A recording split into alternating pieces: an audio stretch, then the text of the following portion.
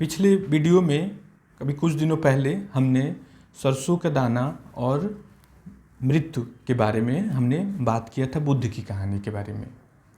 तो इस वीडियो में ही जल्दी ही मुझे एक अच्छी जैन कहानी मिली, तो मुझे ऐसा लगा कि मुझे शेयर करना चाहिए। तो ये भी एक बुद्धिज़्म की कहानी है। तो इस कहानी में ऐसा है कि एक जैन गुरु है जो बच्चों को पढ़ाता है। तो उसी जैन गुरु के पास एक शिष्य होता है जिसका नाम होता है इक्यू।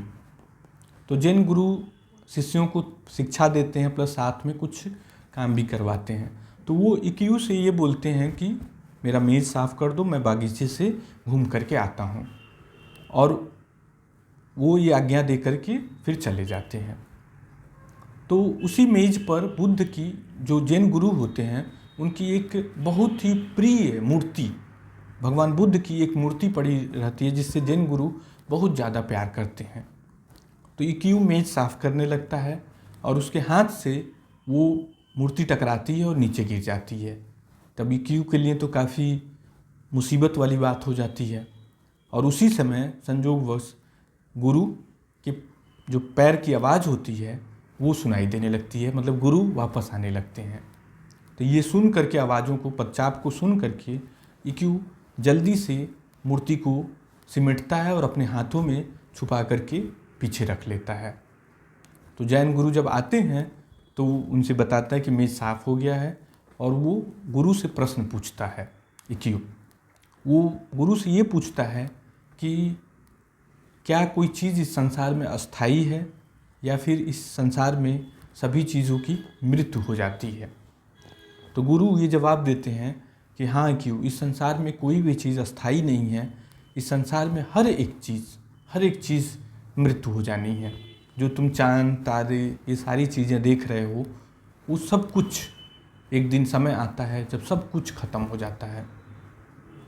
तो इक्यू पूछता है कि क्या आप भी मर जाएंगे, क्या मैं भी मर जाऊंगा? तो गुरु बोलते हैं कि हाँ इक्यू, बिल्कुल सही बात है कि एक दिन एक समय आएगा जब मेरी भी मृत्यु हो जाएगी, एक समय आएगा जब तुम्हारी भी मृत्यु हो जाएगी। तो फिर इक्यू उनसे पूछता है कि फिर मृत्यु का क्या समय होगा, कब आएगी वो मृत्यु? तो गुरु बोलते हैं कि मृत्यु का समय तो तय नहीं है, लेकिन जब जिस चीज़ की मृत्यु हो जाए तो वो समय को स्वीकार कर लेना चाहिए कि इसकी मृत्यु को स्वीकार कर लेना है। और दूसरी चीज़ कि इसकी मृत्यु का समय आ गया था, यही समय था कि जब इसे मरना था। तो जो जब मर जाए या जो चीज़ जब ख़त्म हो जाए तो उसे पूरी तरह से स्वीकार कर लेना है कि इस वस्तु का या इस व्यक्ति का इतना ही समय था ही यहाँ पर। तो फिर इक्यू अपना हाथ जो आगे लाता है, मूर्ति को गुरु को दिखाता है, टूटी हुई मूर्ति को, और बोलता है कि इस मूर्ति का भी समय आ गया था।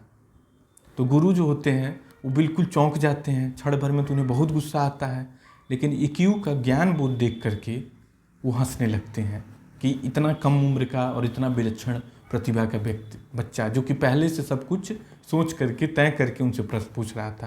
तो एक मायने में बड़ी अच्छी, बहुत प्यारी कहानी है। और जो पिछली कहानी थी हमारे उससे संबंध में ही है।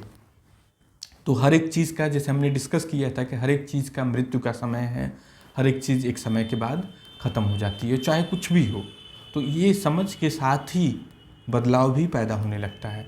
तो एक दो लोगों ने ये प्रश्न किया था कि ये सब बातें जो होती हैं बस कहानी के तौर पे होती हैं, इनका कोई मूल्य नहीं होता है जीवन में, हम लोग अपने जीवन ऐसे ही जीते जाते हैं। तो ये बात बिल्कुल गलत होता है। जैसे हम अपने जीवन को जिस हिसाब से ढालना चाहते हैं उस हिसाब से ढलता चला जाता है। जैसे जैसे जिन जिन विचारों की साधना करते हैं, जिन जिन बातों को प्रैक्टिस करते हैं, हो सकता है कि बदलाव बहुत धीरे धीरे हो, लेकिन उन बातों से धीरे धीरे आप सीखते चले जाते हैं, समझते चले जाते हैं। और एक दिन ऐसा आता है कि जब आपका मस्तिष्क सत्य को स्वीकार करने लगता है। तो ये बातें केवल बात कहानी तक ही नहीं सीमित होती हैं, केवल प्रोफेटिक कोई फिलोसफिकल टॉक नहीं होती हैं। इन बातों का मूल्य होता है। यदि आप इनका धीरे धीरे अभ्यास, यदि अचानक परिवर्तन नहीं कर पा रहे हैं विचारों में, तो धीरे धीरे अभ्यास करेंगे तो एक समय आता है कि जब आपका मस्तिष्क परिवर्तित होता जाता है, विचारधारा आपकी परिवर्तित होती जाती है, आपकी सोचने की शैली परिवर्तित होती जाती है। जो आप 2 साल पहले जैसे सोच रहे होते हैं उसी ढंग में आप नहीं सोच रहे होते हैं।